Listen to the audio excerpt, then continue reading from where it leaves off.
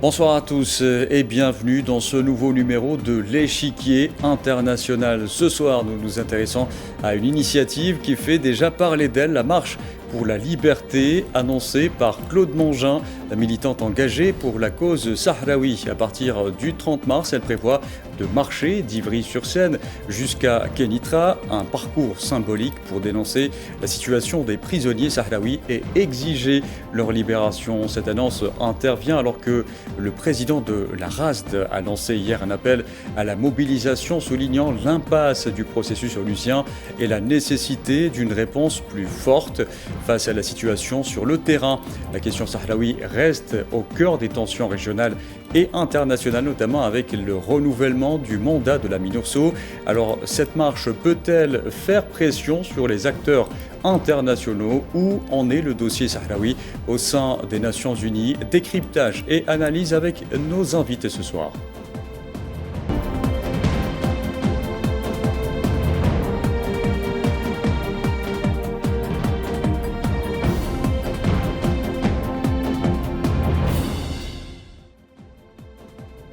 Et ce soir, j'ai le plaisir d'accueillir Jacqueline Fontaine, militante au sein de l'association des Amis de la Raste. Bonsoir. Bonsoir monsieur. Nous aurons également avec nous Ahmed Mebarak Hamadna, militant sahraoui. Bonsoir. Bonsoir à vous. Alors première question, Jacqueline Fontaine. Alors Claude Mongin, on l'a vu, a annoncé une marche d'Ivry à Kénitra à partir du 30 mars prochain. Cette marche peut-elle faire bouger les choses aujourd'hui, selon vous?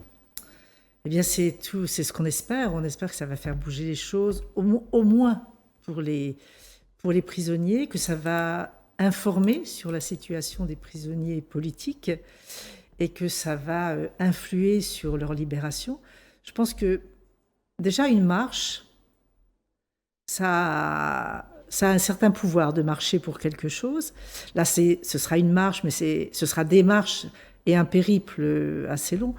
Mais une mobilisation, beaucoup de personnes qui se mobilisent pour le même objectif à un moment précis, je pense que ça peut avoir un impact intéressant, important.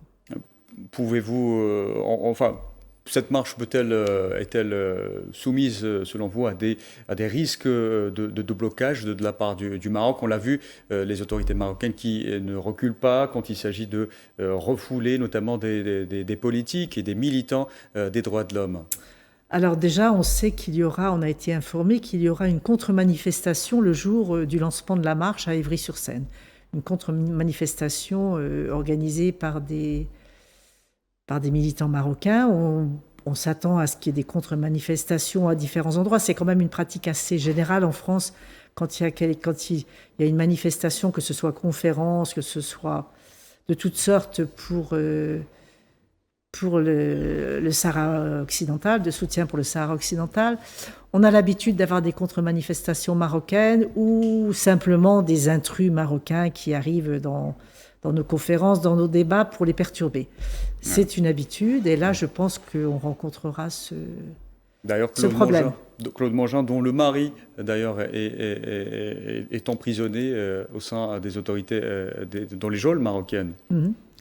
Naama Asfari, oui, qui est emprisonnée dans les geôles marocaines, que j'ai eu on peut dire le plaisir quand même de rencontrer le jour de l'ouverture du procès militaire à Rabat.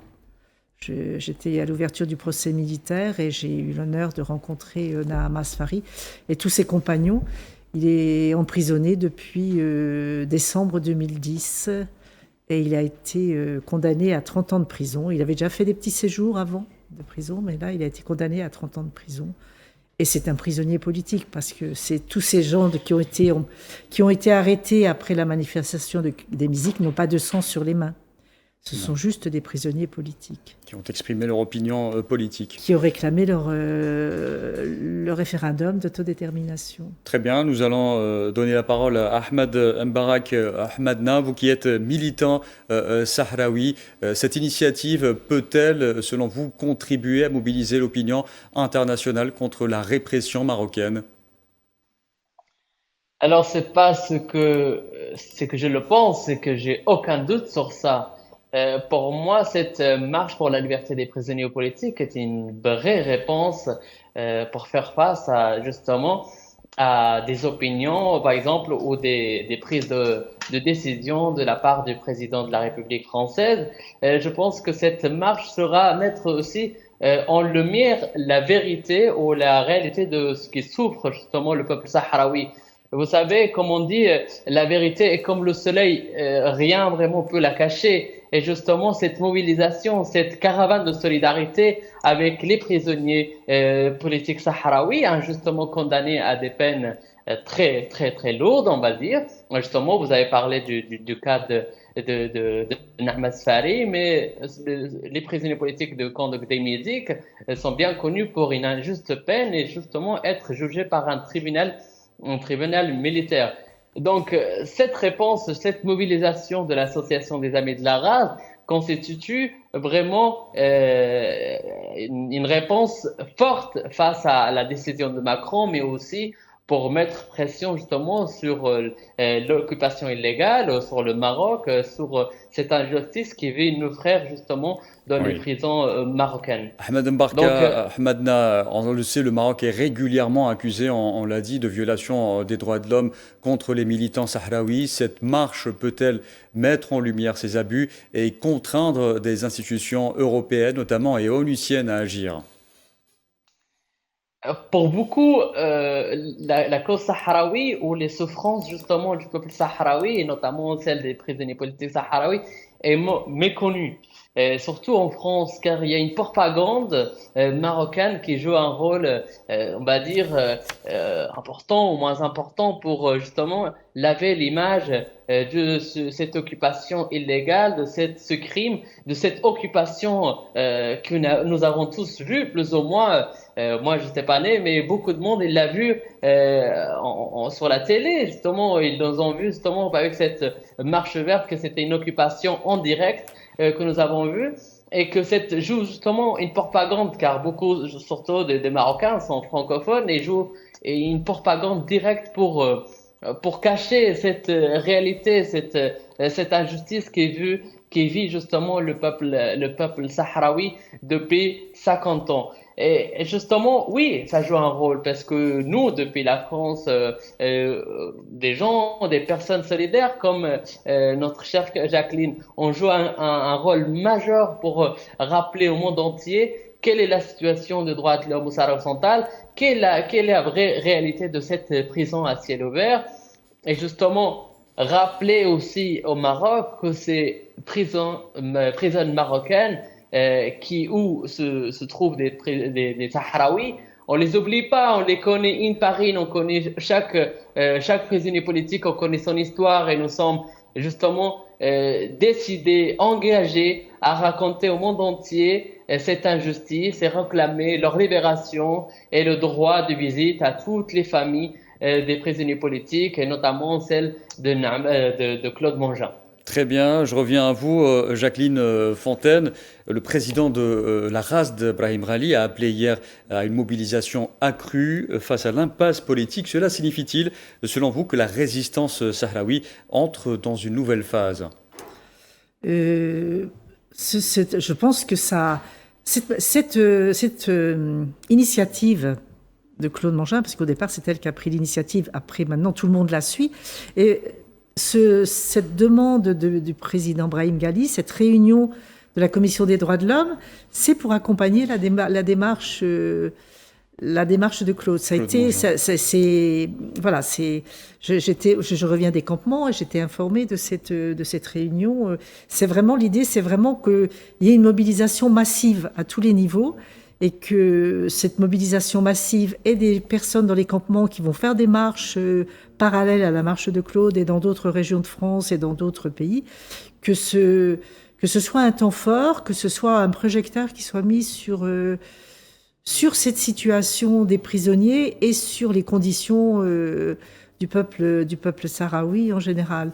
Et il va vraiment y avoir beaucoup d'informations pendant tout ce périple, comme dit Amena. Il va y avoir beaucoup d'informations sur ce que vivent les Sahraouis. Et en amont aussi, au niveau de la préparation, dans chaque ville, il a été fait appel à toutes les associations de solidarité et de défense des droits de l'homme qui n'étaient pas forcément engagées pour les Sahraouis, mais il y a eu un tel travail fait par ces associations qui se sont mis en collectif et qui vont informer, moi par exemple je suis dans d'autres associations en Lorraine, qui vont informer tous les adhérents de leurs associations de ce sujet précis. Pendant 2 mois, ce sera ce sujet précis, ce sera la défense des prisonniers sahraouis et par extension de tout le peuple sahraoui.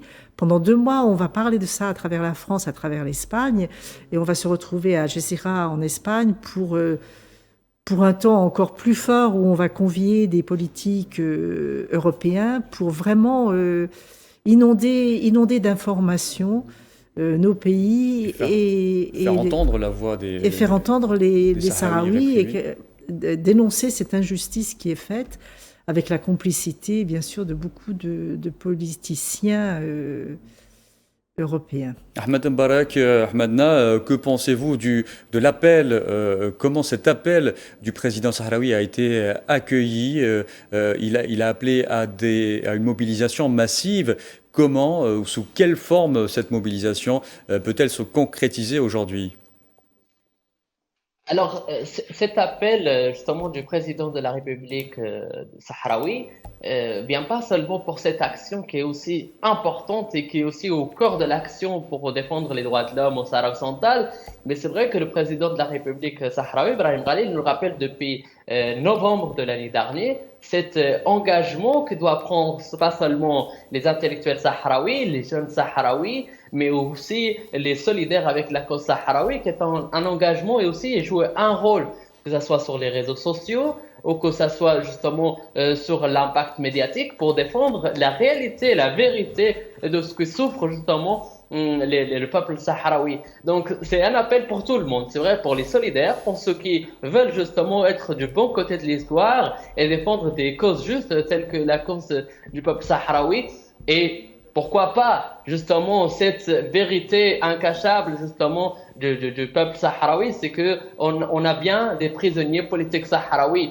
Et que oui, au Maroc, malheureusement, défendre une opinion, même partagée par les fondements de la création des Nations Unies, est un délit grave, malheureusement, que nos frères, nos chers compatriotes, se trouvent justement dans des prisons depuis maintenant 15 ans et que justement c'est à des lourdes peines et même jugé par un tribunal militaire. Et c'est là où elle constitue justement l'illégalité internationale et que nous devons être justement prêts aussi pour des appels comme celle qui a fait le président pour défendre ce qui est à nous en tant que militants, les solidaires en tant que solidaires avec la cause sahraoui, justement de pousser vers cette défense de la cause juste du peuple sahraoui. Ahmed Mbarak Ahmadna, depuis la reprise de la lutte armée en 2020, le Front Polisario affirme mener des opérations régulières contre les forces marocaines. Quelle est aujourd'hui la réalité sur le terrain et pourquoi cette lutte armée est-elle occultée par les médias internationaux? C'est pas seulement une affirmation, c'est la réalité des territoires du Sahara occidental justement, c'est que c'est en état de guerre. Depuis ce 13 novembre 2020, il existe bien une guerre menée contre l'occupation marocaine, car justement, on rappelle que ce 13 novembre, le Front Polisario annonce justement la reprise de la guerre, car le Maroc, justement, quelques jours avant, avait violé le cessez-le-feu qui datait de 1991. Justement, oui, c'est une réalité, malheureusement, une réalité qui veut cacher le Maroc, mais justement, quand on voit certaines vidéos, justement, des ambulances, notamment justement marocaines, pour venir au secours de l'armée marocaine, c'est une réalité qu'on ne peut pas cacher. Oui, les médias tels espagnols, mais même français, d'autres pays, ont justement mis en lumière cette réalité, que c'était une réalité, qu'il existe bien une guerre au Sahara occidental. Justement, le Front Polisario défend toujours avec son armée de libération la libération de territoires de Saraya, Hamra et Ouad al-Zahab. Et cela, nous ne pouvons pas lier, car aussi il existe bien des rapports qui annonce justement des victimes bilatérales, parce qu'il y a vraiment des victimes des deux côtés, ou justement de cette guerre, que ça soit par des drones, ou aussi par l'armée populaire du Front Polisario, qui aussi défend aussi ce territoire qui est le sien pour justement libérer les territoires occupés. Jacqueline Fontaine, sur le front diplomatique, le Conseil de sécurité a renouvelé le mandat de la MINURSO, mais cette mission censée organiser un référendum reste paralysée. L'ONU est-elle complice aujourd'hui de cette impasse par le Maroc? Alors, est-ce que Une l'ONU impasse est complice? imposée par le Maroc. J'ai lu j'ai lu un compte rendu du dernier entretien du roi du Maroc, enfin des autorités marocaines avec le représentant du secrétariat de l'ONU, qui dit qu'ils sont d'accord pour négocier sur la base exclusive de l'autonomie. Je ne sais pas s'ils sont complices, mais je pense que le Maroc a une position telle qu'il n'y a aucune négociation possible avec le Maroc. Et il refuse complètement de changer d'avis. Un plan défendu par Paris aussi. Un plan défendu, même pas seulement défendu, mais récemment. Inventé par Paris, parce que c'est Paris qui a proposé ce plan d'autonomie. Alors est-ce que c'était de bonne foi, de mauvaise foi, je ne sais pas, mais de toute façon, le Maroc ne peut pas donner l'autonomie à un territoire qui ne lui appartient pas. Au niveau du droit international, ça n'existe pas. On accorde l'autonomie à un territoire qui appartient au pays qui accorde l'autonomie. Le Sahara occidental n'appartenant pas au Maroc, le Maroc ne peut pas accorder l'autonomie. D'où la nécessité d'organiser un référendum d'autodétermination. C'est la seule solution. C'est la seule solution. Très bien. Ahmed Mbarek Ahmedna, le Maroc tente d'imposer, donc on l'a vu avec Jacqueline Fontaine, d'imposer son plan d'autonomie comme seule option, alors que le Front Polisario et la communauté internationale revendiquent un référendum d'autodétermination. Pourquoi l'ONU continue-t-elle de tergiverser au lieu d'imposer le respect du droit international? Alors, c'est pas que le Maroc tente à l'imposer, c'est que le Maroc aussi vit une réalité virtuelle aussi sur ce plan veut surtout imposer. Mais ce qui c'est que le Maroc, c'est qu'il n'est pas seul au monde et il y a bien des règles précises qui régissent justement le droit international. Et ce qui régit la question la question du Sahara occidental est très, très, très simple. C'est cette résolution de 15-14 justement que donne justement le droit du peuple sahraoui. Bien dit, c'est le droit du peuple sahraoui, comme autant d'autres peuples, à décider leur avenir. Et c'est la seule solution. Et la présence, c'est vrai, des Nations Unies, la présence de la mission des MINURSO, et même le renouvellement du mandat, n'inclut pas une autre option. Il y a une seule option, c'est justement donner au droit aux Sahraouis de défendre de jouir justement de leur droit légitime à cette autodétermination. Que le Maroc ne veuille pas le voir, ce que nous on voit justement au droit international et même dans la géopolitique internationale, c'est que aucun État justement reconnaît la souveraineté. Malheureusement, oui, il y a des États qui justement soutiennent ce plan construit et bâti par la France et proposé par le Maroc, mais il n'y en a pas de réelle reconnaissance justement à une éventuelle souveraineté. Le seul souverain du peuple sahraoui, du territoire du Sahara occidental, est le peuple sahraoui. Et c'est pas que le droit international, c'est aussi des instances internationales, je rappelle. C'est l'idée qui défend justement la Cour de justice de l'Union européenne, c'est que le seul souverain au peuple sahraoui, le seul maître des ressources naturelles du Sahara occidental, le seul maître des terres du Sahara occidental, eh bien, le peuple sahraoui, ni le Maroc, ni d'autres pays, justement, qui soutiennent le Maroc d'une manière ou une autre, pourront changer cette réalité et ne pourront jamais imposer au peuple sahraoui autre destin que celui de choisir eux-mêmes leur destin. Et c'est aussi important de le souligner, comme vous l'avez fait, Ahmed Mbarak Ahmadna, le Maroc exerce une politique de spoliation des terres et des ressources du Sahara occidental.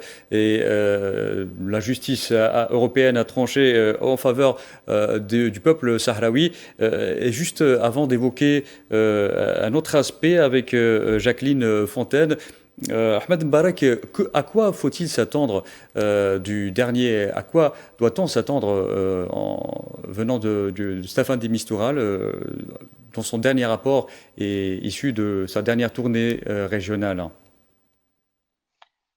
Pour l'instant, en tant que simple militant sahraoui, eh bien, c'est bien de préciser, il ne faut pas s'attendre à des personnalités justement engagées politiquement telles que de Mistura. Car ce qu'il propose, c'est la même chose que justement a débuté la colonisation. La colonisation justement du Sahara occidental a bien débuté par cet accord de Madrid, qui justement mettait justement une répartition des terres de Sahara occidental entre le Maroc et la Mauritanie. Je crois que justement ce rapport de Mistura ou cette proposition de Mistura ne prend pas en compte l'histoire du peuple sahraoui et l'actualité de conflit. Et justement, j'accuse aussi directement Gutiérrez qu'il n'a pas vraiment de volonté réelle. Malheureusement, quand Gutiérrez fait référence au conflit du Sahara occidental, il fait référence à un conflit à basse intensité. Et c'est vrai que le rôle principal des Nations Unies, c'est aussi la paix et la sécurité. Mais l'enjeu qui représente le Sahara occidental et la question du Sahara occidental dans la région est majeur. Il n'y a pas de stabilité et de sécurité dans la région du Maghreb sans la solution, une solution juste, justement, pour le peuple sahraoui et la cause sahraoui. Donc, nul n'est question, justement, pour le peuple sahraoui n'est seul et juste légitime représentant le Front Polisario de diviser le territoire, auto-partager nos terres, notre territoire et notre souveraineté avec un pays colonisateur. Très bien, Jacqueline Fontaine, l'ONU a un rôle primordial dans le dossier sahraoui, on est bien d'accord. Le dernier rapport du secrétaire général de l'ONU maintient un ton plutôt prudent face aux violations marocaines. L'ONU est-elle sous pression pour ne pas reconnaître officiellement l'échec du processus actuel ? Sous pression, je ne sais pas, c'est difficile, c'est très difficile à comprendre que ce sujet prenne autant d'années, qu'on ait une force, on ait la MINURSO qui soit sur le terrain avec une mission bien précise, organiser le référendum d'autodétermination, et que rien ne se passe. Alors sous pression du Maroc certainement, sous pression d'autres pays certainement. Quel est le rôle? Monsieur Trump ne nous a pas reparlé du Sahara occidental depuis qu'il est revenu, mais il avait quand même fait une sortie assez fracassante avant de quitter sa première présidence. Notre président a également fait une sortie fracassante alors qu'il n'avait plus de parlement, il a fait ça en son nom, il a offert en parole, parce qu'en pouvoir, il n'a pas de pouvoir là-dessus, un territoire qui ne lui appartient pas. Ça s'est passé exactement de la même façon pour le Premier ministre espagnol, qui, en son nom propre, sans consulter son Parlement, a cédé à la pression du Maroc, a dit « Ok, allez, je dis que oui, c'est bon, vous avez raison ». C'est quand même assez surprenant. On peut se demander comment le Maroc, quels moyens de pression le Maroc a sur nos dirigeants pour pouvoir arriver à leur extirper ce consentement qui n'engage que la personne qui a consenti finalement, qui n'engage pas les peuples et qui n'engage pas les parlements de ces pays. Alors la pression, d'où elle vient, je ne sais pas. Je pense que le Maroc a des moyens de pression importants qu'on méconnaît, mais que nos gouvernants doivent connaître, puisqu'ils y cèdent. Le Maroc est éclaboussé d'ailleurs dans des affaires de corruption au Parlement européen. Mais on n'en parle pas beaucoup. Je ne sais pas si vous avez des informations sur ce qui se passe. Je me permets de dire qu'il suffit qu'un influenceur algérien dise quelque chose un peu polémique pour qu'on en parle dans tous les médias français. Ce qui s'est passé au Parlement européen, en France, on en a très peu parlé. On a parlé du Qatargate, alors que c'était plutôt... le Qatar a utilisé les mêmes moyens que le Maroc, mais le Maroc utilise ses moyens depuis bien plus longtemps. On en parle peu. Les terroristes qui sont venus au Bataclan, qui étaient pour beaucoup, la majorité venus du Maroc, on n'a pas trop accusé le Maroc sur le sujet quand même. On a été très soft. C'était des terroristes, mais voilà. Pour d'autres sujets, c'est vrai qu'on est très clément avec le Maroc. Voilà, quels sont les moyens de pression La question reste posée. La question reste posée. Je l'ai même posée déjà à des politiques français et qui m'ont dit qu'ils ne savaient pas, parlementaires et sénateurs. Malheureusement, j'avais d'autres questions à vous poser, Jacqueline Fontaine, mais le temps avance contre nous, malheureusement. Jacqueline Fontaine, merci d'avoir participé à ce débat. Je rappelle que vous êtes militante au sein de l'association des Amis de la race. Je remercie également Ahmed Mbarak et Ahmed Naki, militant sahraoui. Merci à vous. Merci de nous avoir écoutés. Cette émission touche à sa fin. Merci à vous de nous avoir suivis. Excellente soirée.